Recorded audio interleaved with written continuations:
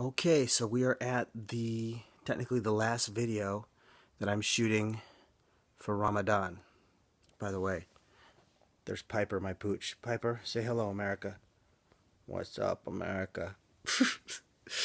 I'm not sure if she understands that it's Ramadan or the last day of Ramadan.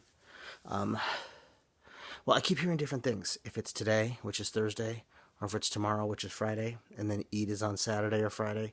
I can't worry about that. I figure God can work all that out. Everybody has their own methods of calculation when it comes to, which particular majda they follow. So anyway, I want to give you my closing thoughts on Ramadan. I've been doing this for a month. I did end up taking a couple of days off. I had to break my fast because I got sick, and so I still am fighting a little bit of a cold, but I'm much better. And when you're sick, you're not supposed to be fasting. And I felt like hell anyways, to be perfectly frank with you. I needed to put some kind of food on my cold medicine, so I have a few days to make up. I have a few days to make up for my fast, which I can do anytime, and I'll probably do it within the next week or two. But, I want to talk about overall what Ramadan meant to me and what it was about, because it's not a mechanical process. It was not whether or not I obeyed the rules or broke the rules or how I handled it or that sort of thing. I've shared a little bit of insight on it already so far. So I've gone through a month of Ramadan, and ultimately what I've come down to, and by the way, again, this is as a Christian, this is how I've done it, and some people are thinking, well, how can you be a Christian and celebrate Ramadan, or did you do those prayers, or did you do all that stuff? And yeah, I did. In fact, a friend of mine last week gave me a prayer mat, which I haven't had a prayer mat, so this is the first prayer mat I've had, and I used it for the first time this morning, which is kind of, I guess, cool to close out Ramadan that way. In a nutshell, this is what I'm going to say about Ramadan. It's not about you, okay? Not in the sense that you might think. It's about your relationship with God and what that reveals to you, and that ultimately, our walk and our faith and the way that we position ourselves in this world. That's all very, very important stuff. But ultimately, it's for other people as well, just as much as it is for you. People see your faith, people see your devotion, people see your dedication, and they see the things that God is revealing to you. And we never know how important that may be in their lives. We just don't know where they're at and what their own personal struggles and what their own personal battles are that they may be fighting, whether it be out loud or silently inside. And we may at times take for granted piety or dedication or our faith, our religion, if you want to call it that. And we can allow it to become routine or mechanical, and unfortunately, we miss the point of the whole thing when that happens. Ramadan puts you in a place of constant awareness. I talked about God consciousness in one of these videos that I had made, over the course of this past month, and again, I'm realizing more and more what that really means.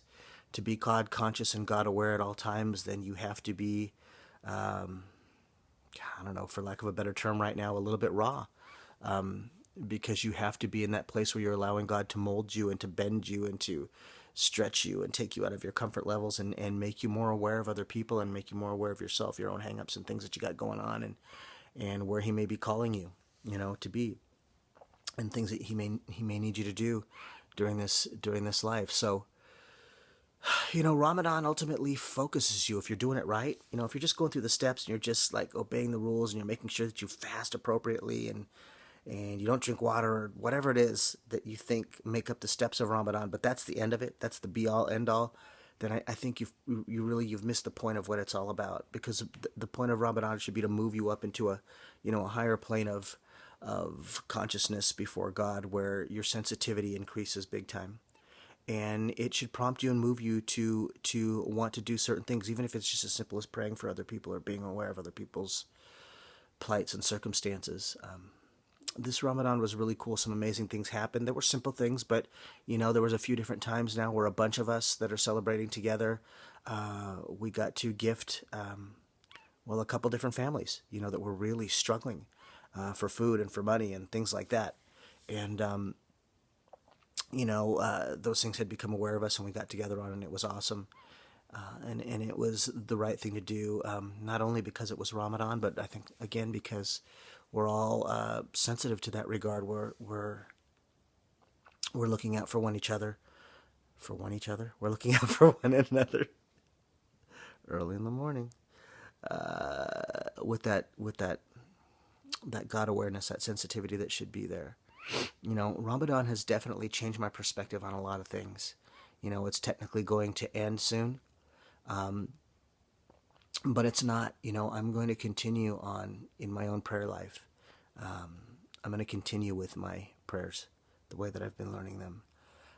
They're not better or worse or even really different than the way that I've prayed as a Christian, because prayer is prayer, and it's supplication between you and God, and you're acknowledging God, and you're praising God, and you're putting yourself in a place of supplication or subservience before Him. But in the structure of Islam, it is much more intentional.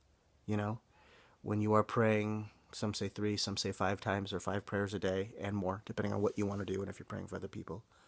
When you're in that place, it changes your outlook on a lot of things. It changes your sensitivity and your willingness to be available to this world, and to your spouse, and to your friends, and to for my Muslim friends, and they say their ummah, their immediate circles, and those wider circles in the outside world. All that stuff is really important, and it just makes you a better person. It makes you a more effective person. That's probably the best way I can put it. Not better that you're better than anybody else, but just more effective because you're willing. So, Ramadan was a very personal journey for me, and hopefully it was for everybody else. I learned a lot. In fact, it's right now I'm probably not even at a point where I can articulate it all, but it was definitely a blessing, and it definitely revealed a lot of things about me, things that I'm working on, things that I need to change, and things that I think I'm probably doing okay at, and not to toot my horn, but just to feel secure and go, okay, this is cool. This is some territory that's pretty solid, and I'm going to build up from this and continue to make it stronger and better. And there's been just a tremendous, tremendous amount of spiritual confirmation over the past month that I didn't see coming, and I'm really happy about that.